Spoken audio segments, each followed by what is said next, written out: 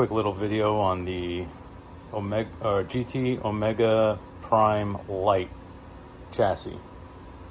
I just got it the other day, put it together. It took about, I don't know, 6.5 hours to unbox everything, lay it out on the floor, kind of kept the screws loose, put everything into position where I wanted, the brake tray, the seat sliders kind of loose, then put my seat on it, measured the bottom of the rails. The seat's actually a Sparco R333. Has some nice vent holes up on the top, up in the middle. Has pretty good lower supports down here, and the lumbar support's pretty deep. So it holds you in place pretty good. Not that you got any motion in this, but it's an official like racing seat, and it's for a sim racer. It bolts right up perfectly fine. That's the Sparco R33. So I just measured the bottom of the rails down there. I also installed a seat slider, which is right there. Let it slide forward and back. It was like 13.5 inches from center to center. So I just put the Omega GT rails 13.5 on center, and everything bolted up. 2 bolts done on each side. So now it's able to slide back and forth. This Sparco seat also has a tilt right here where you could hit it, push the seat forward if you would want, or you could recline it back even more so. But yeah, that's that. The pedals are Fanatic V3s. I've had these for like 5-6 years, along with the V2 wheelbase, which is really good, and the Xbox wheel, which is really good. And it's an Xbox mode now because I'm gonna do some Forza in a little bit. I'm just updating my Call of Duty, but whenever it's on green mode, that's Xbox. I also upgraded paddle shifters here to magnetics. This dash, I guess they call it, has like an RPM gauge and tells you the gear, speed, and other kinds of things. That's basically just for computer, whenever I play on iRacing or whatever. But today I also mounted my Fanatic gear shifter, not with the factory one that came with the Omega GT Prime Lite setup. I got the aftermarket Fanatic gear shifter that bolted to the rail here. That 4 more bolts go right into your shifter, and it's rock solid. It ain't going nowhere. The gear shifter plate that came with the Omega GT, this plate down here, that's like $50 on the website. I got it used for like $35 from eBay, and I just got it yesterday and installed it today. But this is the factory shifter plate that comes with it. And what I did is just mount it on the side, and I'm using it as like either a phone holder or a mouse pad that I could use to keep my stuff, organized for when I'm sitting in the seat. It doesn't get in the way of the gear shift. You got plenty of room there to move your hands to the wheel, to the shifter, that kind of thing. And also, what else do I have going on over here that's a little bit different? That's pretty much it. I got a couple like small little attachments coming, one for an Xbox controller, and then a cup holder so I don't spill no drinks or whatever. And then some like wire management kind of things. The wiring was pretty simple. The wiring is a little messy right now, but it'll get cleaned up once I get those attachments. The power supply, I basically took 2 zip ties and just zip tied it right there on the top of that rail. And I just plug it and unplug it from this cable down here whenever I want. So that's easy enough. I just left that set up like that for now. I'm pretty sure that's the way it's going to stay. The brake plate for the pedals is pretty adjustable. You can slide it in if you want. You can slide it out if you want.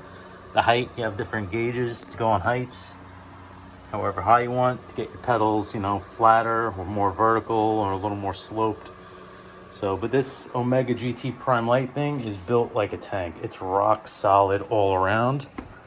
And yeah, for about just under or just over $500, it's not bad. I got tired of waiting for the Omega GT Prime Lite to be available with the seat. So that's why I just bought it with no seat. And I ended up buying my Sparco R333. Ballpark, I think the GT Omega seat is about in the 400-ish price range, and this seat was like $498. So I basically paid $100 extra but I think I have a better quality seat than what the GT Omega seat has to offer. Another thing that's always frequently out of stock on the Omega GT site is the casters, the wheels. So I went onto Amazon and I found these. There's a bunch of them. Sure to hang out, buddy. Wheel casters. And they came in packs of 4. So on the GT Omega site, what they offer you is 6 of them total. But when I bought them on Amazon, they were like $15 and change for a set of 4. So for 30 bucks, I got 8 wheel casters, and instead of putting 6 on the bottom, I put 8 wheel casters. So that's extra strength, extra mobility. You know, I put 2 right below the seat where the bulk of the weight's going to be, and then 1 under the wheel and 1 under the pedals. And the thing just moves around so freely and simply. You know, you barely takes any effort for it to move around. So that's pretty much the setup. Like I said before, I got a couple more attachments coming. I don't know, maybe I'll make a video on that, just to show some attachments. It's going to be like a Xbox remote holder. That's probably going to go right around here, so I can hold my controller. And then maybe like a cup holder, I don't know, maybe on the inside or on the outside. I think the directions for the Fanatic gear shifter tell you to put the plate on the inside of the rail so that the shifter is on the more the outside of the rail. But this is perfectly fine. I got plenty of room. It doesn't even come close to my leg. Right now I'm on throttle, and I still have a good 6-8 inches. So even if I swing my leg all the way out here, I'm not touching it. What you never do, you kind of centered like this. So plenty of room there.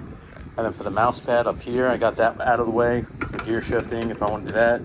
It's never in the way of the wheel whenever that's being used. So it's nice having this little tray up here. Little mini mouse pad or a phone holder, whatever you want to do. But yeah, this thing is like really rock solid, and it's super adjustable.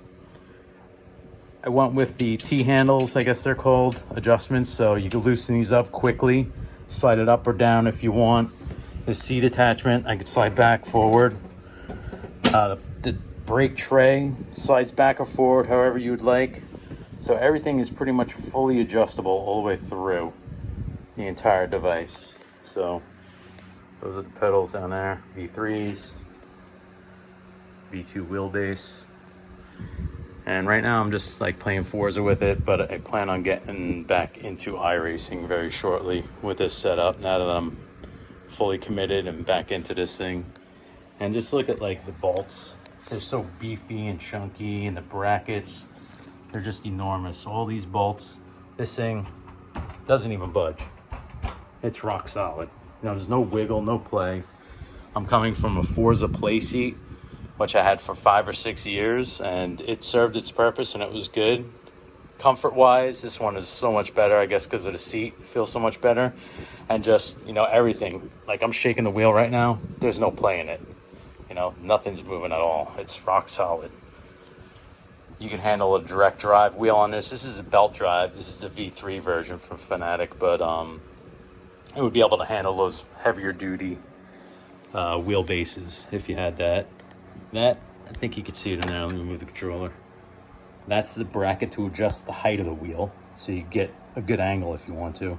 You can go up as steep as you want. I have a slight little angle into it right there, but if you wanted to go higher up, you could do that. You can also move it forward and back a little bit if you wanted to do that. But this position feels really good for me when I'm in my driving position. Yep, so that's basically all I got going on right now. Omega GT Prime Lite. Awesome rig. If you guys are looking for a new full-out aluminum setup, you know, the casters, like I said, you could get them on Amazon. Maybe I'll put the link at some point of the caster wheels that I use, because I know there's always a wheel shortage from what I've seen on Facebook and a couple online places. But yeah, that's pretty much about it. Everything is nice on this thing. Works really good. Really happy with the results. Well worth the money. If you guys are looking to spend that $400 or $500 range, this is definitely one to definitely consider. All right, there you go.